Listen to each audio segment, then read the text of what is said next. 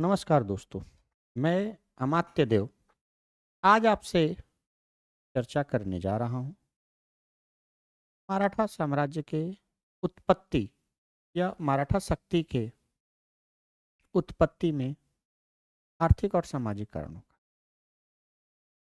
इतिहासकार सतीश चंद्र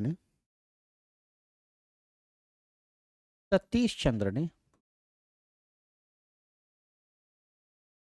ने मराठों की उत्पत्ति में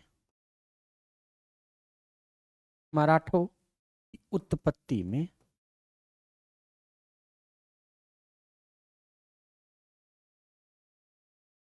आर्थिक और सामाजिक तत्वों को महत्वपूर्ण माना है।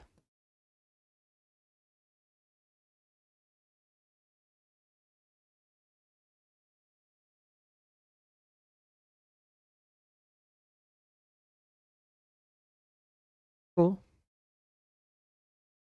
महत्वपूर्ण अब थोड़ा इनके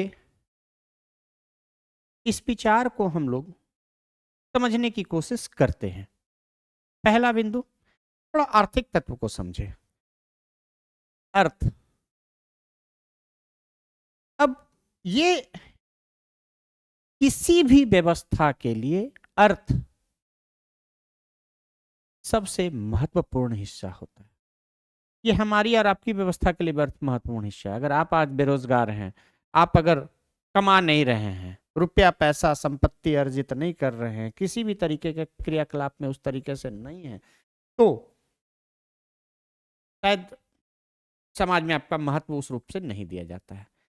इसी प्रकार साम्राज्य के गठन में भी या किसी भी विश्व के परिदृश्य में या स्थानीय स्तर पे कोई भी चीजें, कोई भी बदलाव आ रहा है तो अर्थ एक बहुत बहुत ही महत्वपूर्ण रोल प्ले करता है।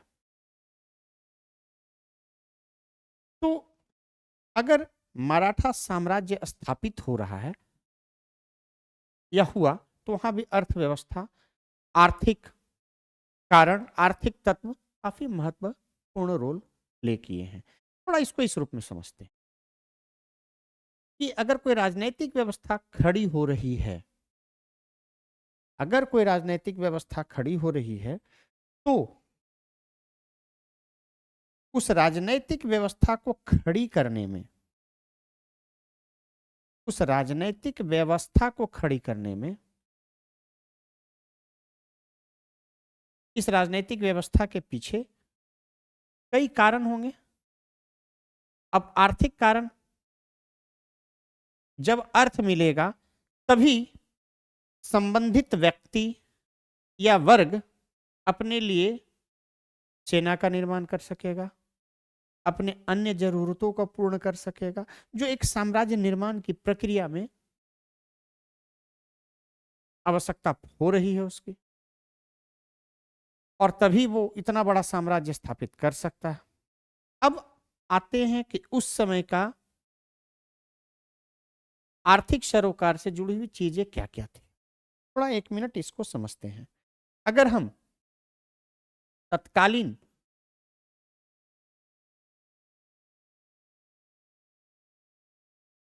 समय पे आए पर आते हैं तो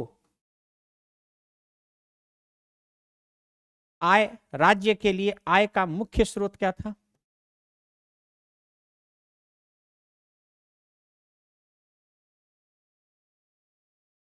भू राजस्व। मराठा के क्षेत्र में एक नई चीज होती थी, वो लोग लूटपाट करते थे, उससे भी उनकी आय होती थी। चौथा सरदेशमुखी तो थी ही। तो ये भू राजस्व किससे जुड़ा हुआ है? भू से, यानी जमीन से प्राप्त होने वाला राजस्व, यानी जमीन का एक महत्वपूर्ण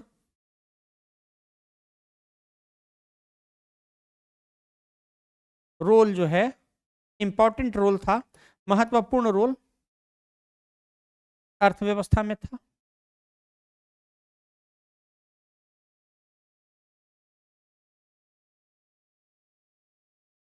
अब इसे समझते हैं।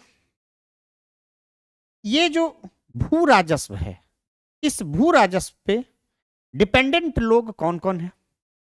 इस भू राजस्व पर डिपेंडेंट लोग हैं कृषक,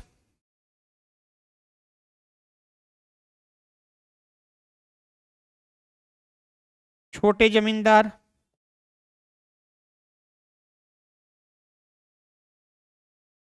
बड़े जमींदार, मंझोले जमींदार भी हो सकते हैं यहाँ पे। बस एक क्रम में समझाने का प्रयास कर रहा हूं। और इससे शासक वर्ग आ गया, शासक वर्ग और शासक।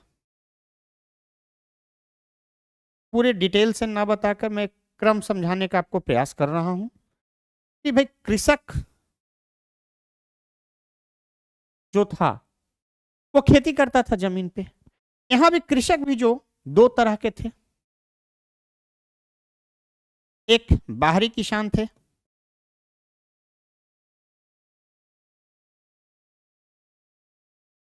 और एक जो थे खेतिहर मालिक।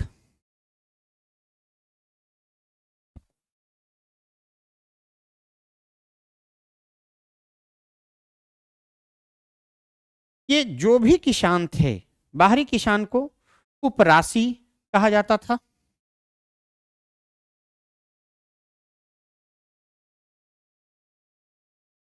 और खेतिहर मालिक जो थे मिरासिया। ये जो भी खेतिहर मालिक हो चाहे कृषक हो बाहरी किसान हो, ये क्या करते थे? ये भू राजस्व देते थे। यानी भू राजस्व की जो प्राप्ति होती थी वो दो जगहों से होती थी। एक होता था बाहरी किसान से और एक खेतिहर मालिक से।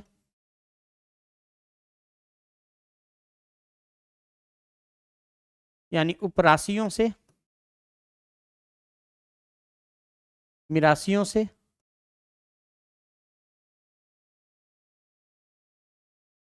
अब ये भू राजस्व बट कहां कहां रहा था?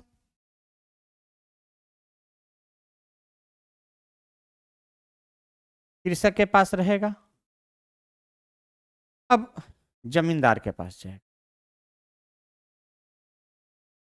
जमींदार में छोटे, मंझोले, बड़े, ये आ जाएगा। यहां से फिर जाएगा शासक वर्ग में जाएगा। शासक वर्ग से शासक को पहुंचेगा। तो ये पूरा वर्ग डिपेंडेंट किस पे है? जमीन पर।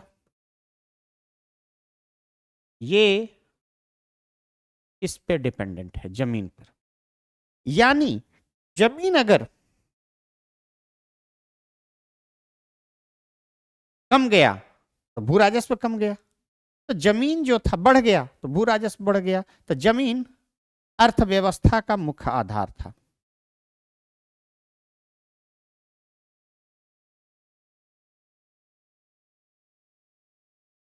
मुख्य केंद्र था। अब आइए, जमीन कई चीजों का है, अर्थव्यवस्था का ही केंद्र, केंद्र नहीं रह गया। ये आय का मुख्य स्रोत है।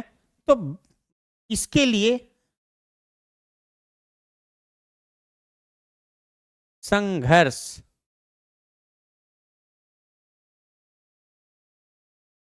होगा, जमीन के लिए संघर्ष होगा। और ये संघर्ष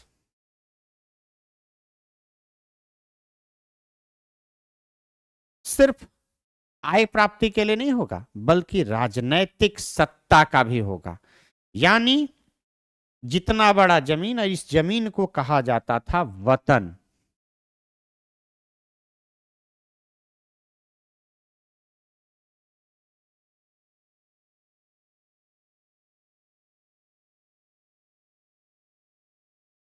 ये वतन, ठीक है।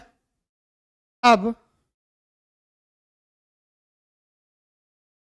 हर जमींदार का, क्योंकि आय जमीन से जुड़ा हुआ है, तो हर जमींदार का इंटरेस्ट किस में होगा? अपने जमींदारी का क्षेत्र, अपने क्षेत्र को व्यापक करना, और उसी क्षेत्र को व्यापक करने के लिए लोग संघर्ष करते थे। जिसका जितना बड़ा वतन वो उतना बड़ा जमींदार। तो ये, और ये अगर वतन बढ़ा तो सभी लोगों को फायदा है। इस क्रम में अगर शासक ने जमीन कब्जा किया, अपना क्षेत्र बढ़ाया, तो शासक वर्ग को फायदा हुआ, जमींदार को फायदा हुआ। वहां से जो वहां के कृषक जो है वो टैक्स किसको देंगे? शासक को। इनडायरेक्टली यही इसी प्रोसेस में आएगा शासक के पास। और जितना ज्यादा जमीन, उतना ज्यादा आय, और जितना ज्यादा आय, सत्ता का अस्थायित्व, यानी सत्ता के अन्य जरूरतों को, सिर्फ युद्ध ही नहीं, कला, संस्कृति, डेवलपमेंट, धर्म, सारी चीजों के लिए उस पूरे तंत्र को, शासक तंत्र को स्थापित करने के लिए, जो शासक तंत्र एक साम्राज्य के लिए आवश्यक होता है, उसके लिए संसाधनों को मुहैया अर्थ ही कराएगा। धन दौलत संपत्ति जितना ज्यादा होगा उतना संसाधनों पे उनका पकड़ होगा, उतनी संसाधन वो अपने साम्राज्य स्थापित करने के लिए प्राप्त कर सकेंगे, और प्राप्त कर सकेंगे तो उनका साम्राज्य उतना ही स्थायित्व होगा। तो ये एक जमीन का रोल एक महत्वपूर्ण था। ये चीजें, अब इसको थोड़ा एक अन्य पहलू से भी समझने की कोशिश करते हैं कि उस समय जब सतीश चंद्र ने कहा कि भाई ये तंत्र जो था,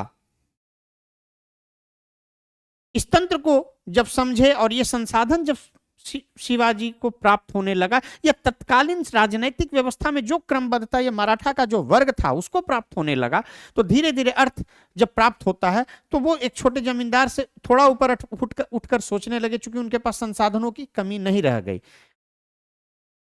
अब कहीं ना कहीं उस समय एक मराठा के लिए सापेक्षिक रूप से उनके पास संसाधन कम हुई है। दूसरे तरफ कई जगहों पे किसानों के साथ शोषण की व्यवस्था आने लगी, और शिवाजी ने इस चीज को समझा। शिवाजी ने क्या किया कि एक उनके पक्ष में एक तर्क दिया जाता है कि भाई उनके पक्ष में जो तर्क है उसे हम अच्छे से समझते हैं। क्योंकि मराठा जो साम्राज्य स्थापित हो रहा था, तो कई छोटे छोटे छोटे छोटे छोटे जमींदार थे, छोटे हों बड़े हों, कई मराठा जमींदार थे। मालवी के जमींदार थे, ये देशमुख थे, कई कई लोग थे, ठीक है। अपने क्षेत्र में उनका अपना वर्चस्व था, वो टैक्सेस वसूलते थे, टैक्सेस वसूल कर राजाओं को देते थे जो तत्कालीन शासक थे, ठीक है। तो एक तरह से एक तरह से शोषण भी किसानों को हो रहा था, उनसे टैक्सेस जो है ज्यादा जब वसूले जा रहे थे, जिसके कारण पहले भी मैंने बताया कि जो टैक्स के कारण या युद्ध, तत्कालीन व्यवस्था में जो युद्ध हो रहा था, युद्ध के लिए पैसे या संसाधनों का मुहैया कहां से होगा? भू राजस्व से होगा। और भू राजस्व अगर बढ़ाएंगे तो किसान विद्रोह करने की स्थिति में आएंगे। किसान या तो खेत छोड़ के भाग रहे थे, तो एक रीजन तो बन रहा था। शिवाजी ने इस चीजों को समझा, इन चीजों को समझा, और उन्होंने बड़े बड़े उनके पक्ष में जो इतिहासकारों ने कहा कि बड़े देशमुखों की ताकत उन्होंने कम कर दी।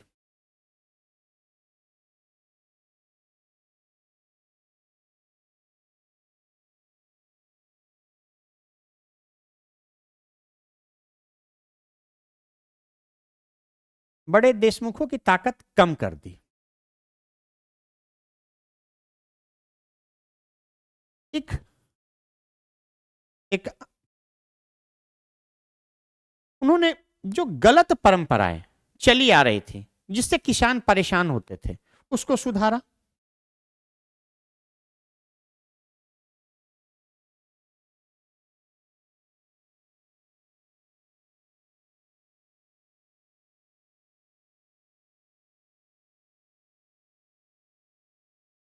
किसान परेशान थे, उसे सुधार दिया।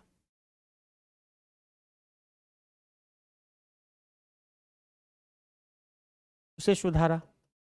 अब एक अन्य चीजों को समझते हैं कि साम्राज्य जो होता है स्थापित करना है, तो सत्ता का केंद्र हमेशा जो शासक है उसके हाथ में होना चाहिए। शिवाजी इस बात को अच्छे से समझते थे, तो उन्होंने जो देशमुखों की सैनिक व्यवस्था था उसमें उस सैन्य व्यवस्था को उन्होंने बदला और उनकी सैन्य जिम्मेदारियों को कम किया।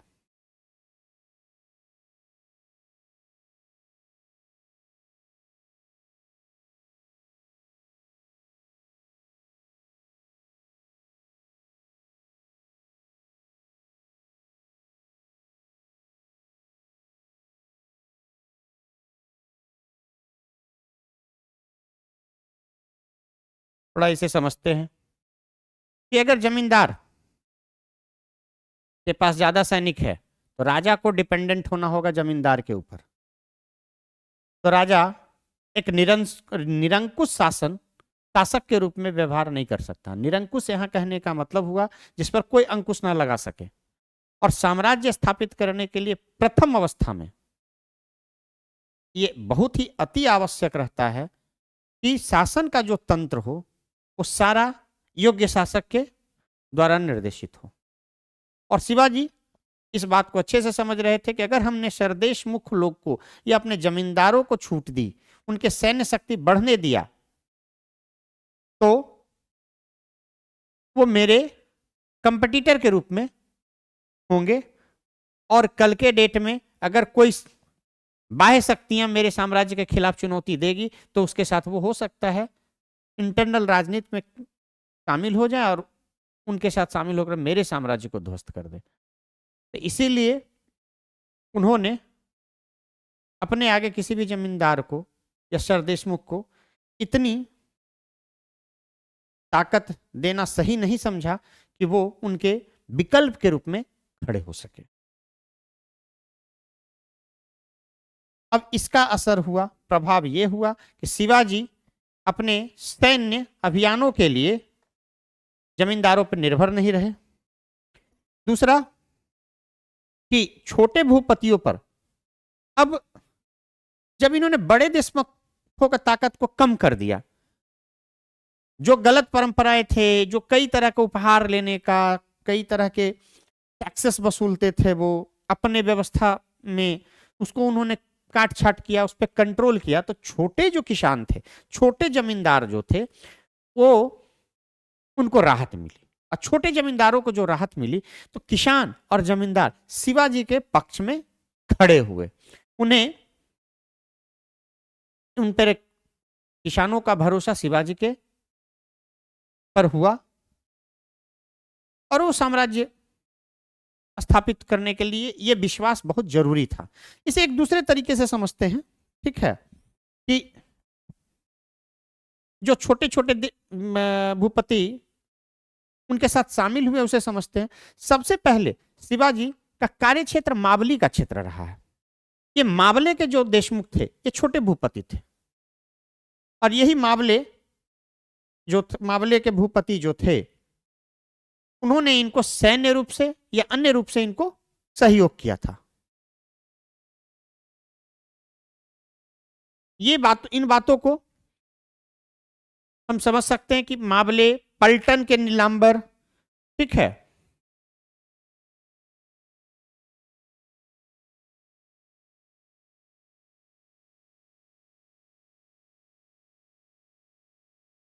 मावले के भूपति, ठीक है, फलटन के नीलांबर,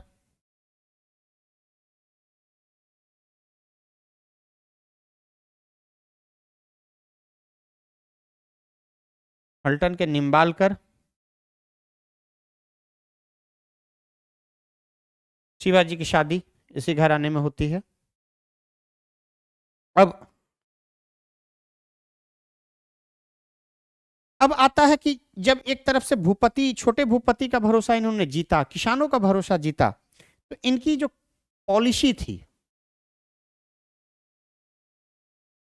यानी कृषिगत नीतियां।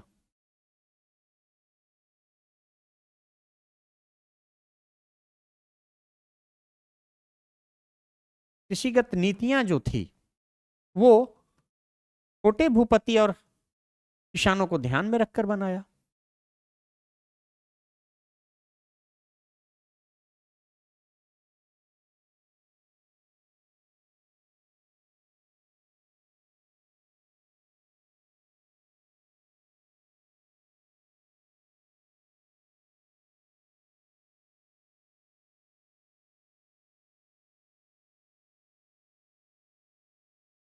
अब ये एक बड़ा वर्ग, चूंकि जमींदार काउंटेबल वर्ग थे, लेकिन छोटे भूपति और किसान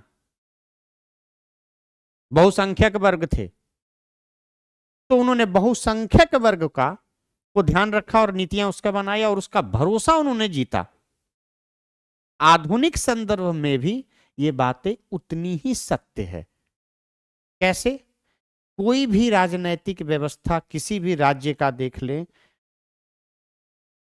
भारत का के संदर्भ में भी देख ले, तो अगर पॉलिसी जो बनाया जाता है सरकारों द्वारा अगर मन भावन होता है और बड़े वर्ग को बेनिफिट्स देता है, तो चुनाव में वो जीतते हैं, उनका भरोसा जीतते हैं और नतीजा होता है फिर से चुनाव में जीतकर वो सत्ता में आसीन होते हैं।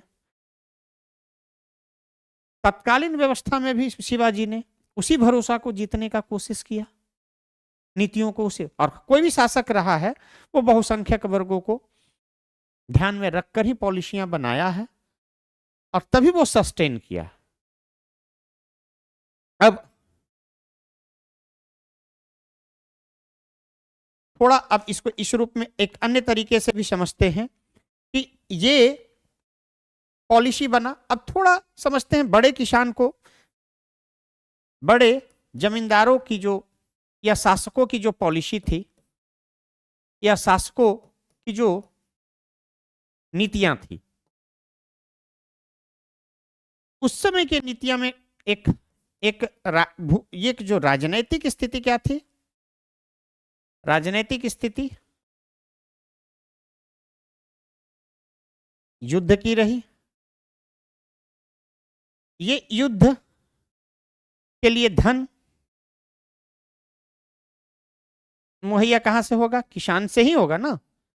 भू राजस्व बढ़ाएगा, डिफरेंट डिफरेंट टैक्स पे करेंगे, राजा तो अपने घर से पैसा खर्च करके तो युद्ध लड़ेगा नहीं, कहीं ना कहीं राजकीय खजाने में जो पैसा आएगा आम जनता से आएगा। तो वो जो व्यवस्था था उस व्यवस्था में शोषण ज्यादा हुआ। उस शोषण के विरुद्ध एंटी कंबेंसी, जो एंटी कंबेंसी आप सुनते हैं, भले ही आधुनिक शब्द है, लेकिन तात्कालिक व्यवस्था से जब लगातार कोई व्यवस्था बनी रहती है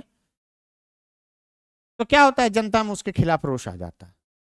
कुछ नया चाहते हैं वो लोग और बदलाव चाहते हैं। प्रजातंत्र के मामले में तो तुरंत दिख जाता है, डेमोक्रेसी के मामले जहां वोटिंग करना होता है वहां तो वो असंतोष, लेकिन असंतोष चाहे वो वर्तमान संदर्भ को ले या पास्ट का ले, इतिहास का ले, तो शासक वर्ग अगर पॉलिसी को लेकर या तत्कालीन व्यवस्था में हो रहे बदलाव को लेकर अगर सजग नहीं रहेगा तो जनता भले ही वो सैन्य शक्ति के बदौलत या सेना के जोर पे शासन कर रहा हो, ताकत के बदौलत शासन कर रहा हो, लेकिन उस व्यवस्था के विरुद्ध एंटी कंबेंसी तो हर समय का सत्य है। भले ही 5 साल में वहां सरकार नहीं चुनना हो, लेकिन जब व्यवस्था परिवर्तित होने की बात होगी तो मौन सहमति तो वो दे ही सकते हैं ना। और वही मौन सहमति अगले शासक के लिए एक जनाधार, एक लोकप्रिय शासक के रूप में स्थापित करने में सहयोग तो करेगा ही। अगर कोई पुरानी व्यवस्था से असंतुष्ट है तो नई व्यवस्था में उम्मीदों को तलाशेगा, और नई व्यवस्था में जब उम्मीदों को तलाशेगा तो स्वाभाविक रूप से नई व्यवस्था के लिए भरोसा और विश्वास स्वतः ही पैदा हो जाएगा। तो ये शिवाजी के मामले में भी हुआ। उस तात्कालीन व्यवस्था में उन्होंने जो भरोसा जगाया बदलाव के लिए, तो वो बदलाव के प्रति इसी कारण जो है बदलाव के प्रति जनता विश्वास जताया, और इसी कारण है कि शिवाजी छत्रपति शिवाजी कहे गए और कई तरह के उपाधियों को धारण करते हैं। तो कई कहानियां, कई उनके व्यक्तित्व को लेकर, उनके क्रियाकलाप को लेकर चर्चा में रही है और कहानियां सुनने को मिलती है।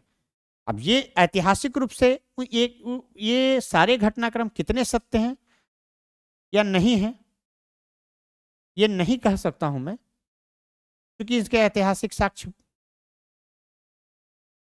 प्रत्यक्ष रूप से तो नहीं मिलेंगे। लेकिन लोगों के जनश्रुतियों से जो अपने शासक के बारे में सकारात्मक बातें सुनने को मिलती है, लोगों के निगाह में आते हैं, तो वो तो हम लोग समझ ही सकते हैं। तो लेकिन अब हम अगर आते हैं कि इतिहासकार सतीश चंद्र ने जो बातें अब ऐतिहासिक परिप्रेक्ष्य में अगर समझने की कोशिश करते हैं, तो देखते हैं कि इतिहासकार जो सतीश चंद्र ने जब उसके तत्कालीन आंकड़ों को, अन्य चीजों को जब वो सही से विश्लेषण करते हैं, तो क्या पाते हैं कि बड़े देशमुखों को ताकत तो उन्होंने कम कर दी, लेकिन पूरी तरीके से वो ताकत वो खत्म नहीं हो पाया, क्योंकि वो प्रैक्टिकल अप्रोच को समझते थे कि भाई जो कुछ किसान ऐसे हैं जो पीड़ित भले ही हैं, लेकिन कुछ बड़े जमींदारों को, जिनका अपने क्षेत्र में प्रभाव ज्यादा है, उनको जो है साथ लेकर चलना होगा। राजनीति तो उनकी जो व्यवस्थाएं थी, मतलब मेरा जो मानना है या इतिहासकार मानते हैं कि जो अर्थव्यवस्था के लेकर या राजनीतिक सरोकार को लेकर जो बदलाव की बात इतिहासकार करते हैं, वो एक सच है, लेकिन पूर्ण सच नहीं है, बल्कि आंशिक सच है। और ये जो बदलाव थे, ठीक है, कि ये इस व्यवस्था को पूरी तरीके से समाप्त कर दी, ऐसा संभव शिवाजी के समय पे भी नहीं हो सका।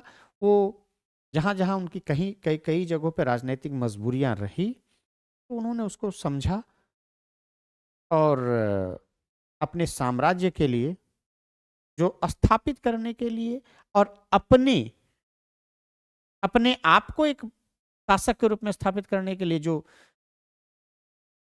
जरूरतें थी, जो नीतियों का निर्माण करना था, आर्थिक नीतियों का निर्माण करना था, उन्होंने अवश्य ही किया। थैंक यू, धन्यवाद।